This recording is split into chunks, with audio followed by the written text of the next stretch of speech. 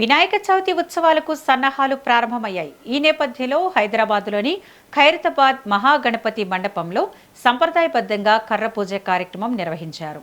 ఈ సందర్భంగా ఖైరతాబాద్ మహాగణపతి ఈ ఏడాది ఏ రూపంలో భక్తులకు దర్శనమివ్వనున్నారో తెలియజేస్తూ ప్రత్యేక నమూనా పోస్టర్ను ఆవిష్కరించారు. ఈసారి ఖైరతాబాద్ మహాగణపతి పంచముఖ సంకటహర మహాగణపతి రూపంలో ప్రతిష్ఠించనున్నట్లు నిర్వాహకులు వెల్లడించారు. అలాగే మహాగణపతి విగ్రహం కుడివైపున సోమనాథ జ్యోతిర్లింగ నమూనా, ఎడమవైపున కాళికామాత విగ్రహాలను ఏర్పాటు చేయనున్నట్లు తెలిపారు. ప్రతి ఏడాదిలాగే ఈసారి కూడా ఖైరతాబాద్ గణేష్ ఉత్సవాలను వైభవంగా నిర్వహించేందుకు ఏర్పాట్లు చేస్తున్నట్లు ఉత్సవ కమిటీ సభ్యులు వెల్లడించారు. భారీ సంఖ్యలో భక్తులు తరలివచ్చే అవకాశం ఉండడంతో అన్ని ఏర్పాట్లను ముందుగానే పూర్తి చేయాలని నిర్ణయించారు.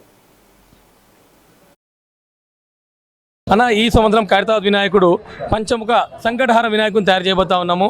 మరి ఈరోజు నిర్జల ఏకాదశి ఆనవాయితీగా ఈరోజు పూజ చేసి మనం వినాయకుని పనులు మొదలు పెడతాము. మరి గణేశోత్సవ కమిటీ అధ్యక్షులు దానం నాగేందర్ గారు, వారితో పాటు మరి అనిల్ కుమార్ యాదవ్ గారు, సాయన్న గారు, మరి అదేవిధంగా మీరు ఖైరతాబాద్ కార్పొరేటర్ విజయరెడ్డి గారు, వారితో పాటు బస్తీ పెద్దలందరూ పాల్గొన్నారు.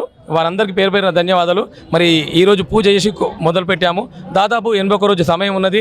ఈ సంవత్సరం ఏంటంటే దాదాపు 69 అడుగుల వినాయకుని, ఈకో ఫ్రెండ్లీ వినాయకుని మనం తయారు చేయబోతున్నాము.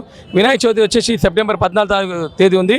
దానికంటే 2 రోజుల ముందు వినాయకుడు రెడీ అయ్యే విధంగా మరి శిల్పి రాజేందర్ గారు, అదేవిధంగా సందీప్ రాజ్ గారు, మరి ఇతర పెద్దలందరూ కలిసి ఆ వినాయకుడి టైంలో తయారు చేయగలుగుతారని నేను తెలియజేస్తా ఉన్నాను. దాదాపు 69 అడుగులు ఉంది. ఈ రోజుకి 81 రోజు సమయం ఉన్నది.